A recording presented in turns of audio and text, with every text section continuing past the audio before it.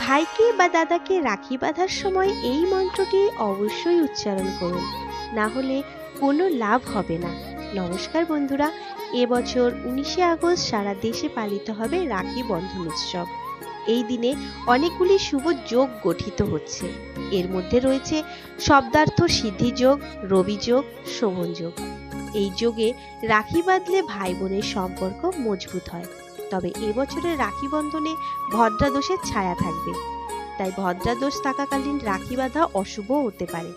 আজকের ভিডিওতে আমরা জানবো রাখি বাঁধার সঠিক সময় এবং জানবো রাখি বাঁধার সঠিক সময় বোনেদের কোন মন্ত্রটি অবশ্যই উচ্চারণ করতে হয়, নইলে কোনো লাভ হয় না। তাই নির্বিঘ্ন ও সম্পূর্ণ দোষমুক্ত সময় জানার জন্য ভিডিওটি শেষ পর্যন্ত অবশ্যই দেখবেন। চ্যানেলটিকে সাবস্ক্রাইব করবেন এবং পাশে থাকা বেল আইকনটি অবশ্যই প্রেস করবেন। ভদ্রাদোষ সকাল 5:53 থেকে শুরু হবে এবং শেষ হবে দুপুর 1:32। এমন পরিস্থিতিতে আপনি 19শে আগস্ট দুপুর 1:32 থেকে রাত 9:07 মধ্যে রাখি বাঁধতে পারেন। তবে রাখি বন্ধনে শুধু রাখি বাঁধাই যথেষ্ট নয়। এই রক্ষা সূত্রটি তখনই শক্তিশালী হয় যখন আপনি একসাথে রক্ষা বন্ধন মন্ত্রটি জপ করেন। শাস্ত্রে বলা হয়েছে যে মন্ত্রসহ রক্ষা সূত্র একটি আশীর্বাদ ঢালের মতো কাজ করে এবং মানুষকে রক্ষা করে। ভাইয়ের কবজিতে রাখি বাঁধার সময় বোনদেরও রক্ষা বন্ধন মন্ত্র জপ করা উচিত, কারণ মন্ত্র জপ না করলে রাখি কেবল একটি অলংকারই থেকে যায়। রক্ষা বন্ধনের মন্ত্রটি হলো येन बंधो बलि राजा दानवेंद्र महाबल तेन ताम प्रतिबंधनामि रखे माचल माचल। येन बंधो बलि राजा दानवेंद्र महाबल तेन ताम प्रतिबंधनामि रखे माचल माचल।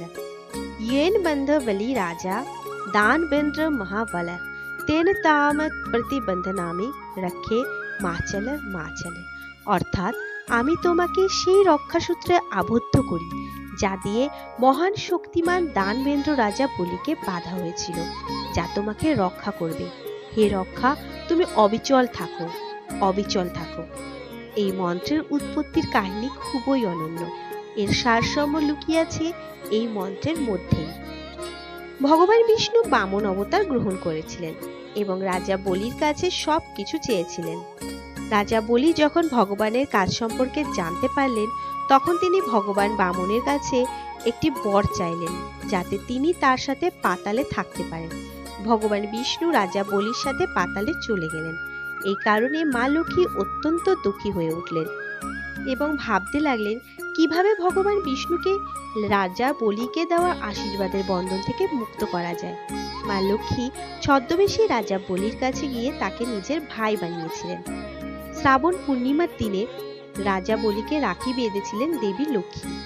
রাজা বলি যখন দেবীর কাছে রাখি বাঁধার বিনিময়ে উপহার চাইতে বললেন, তখন দেবী লক্ষ্মী ভগবান বিষ্ণুকে বরের দাসত্ব থেকে মুক্ত করার প্রতিশ্রুতি চাইলেন। বলি একটি উপহার হিসেবে ভগবান বিষ্ণুর প্রতিশ্রুতি থেকে মুক্ত করেছিলেন এবং ভগবান বিষ্ণু দেবী লক্ষ্মীর সাথে বৈকুণ্ঠে ফিরে গেলেন। রক্ষাসূত্রের গুরুত্বের কারণে রাখি শতাব্দী ধরে ঐতিহ্যগতভাবে পালিত হয়ে আসছে। লক্ষ্মী রাজা বলিকে রাখি বেঁধে ভগবান বিষ্ণুকে তার বন্দি দশা থেকে মুক্ত করেন। এই ঘটনাটিকে রক্ষা বন্ধনের মন্ত্র হিসেবে লেখা হয়েছিল। তাই রাখি বাঁধার সময় এই মন্ত্রটির উচ্চারণ অত্যন্ত লাভবান বলে মনে করা হয়। বন্ধুরা, রাখি বাঁধার সময় অবশ্যই চেষ্টা করুন এই মন্ত্রটি একবার হলেও উচ্চারণ করতে। সকলকে জানাই রাখি বন্ধনের আন্তরিক শুভেচ্ছা। নমস্কার বন্ধুরা, আজকের পর্ব এতটুকুই। আশা করি আজকের ভিডিওটি আপনাদের ভালো লেগেছে। আমার চ্যানেলটিকে অবশ্যই সাবস্ক্রাইব করবেন এবং লাইক, কমেন্ট ও শেয়ার করতে ভুলবেন না। নমস্কার।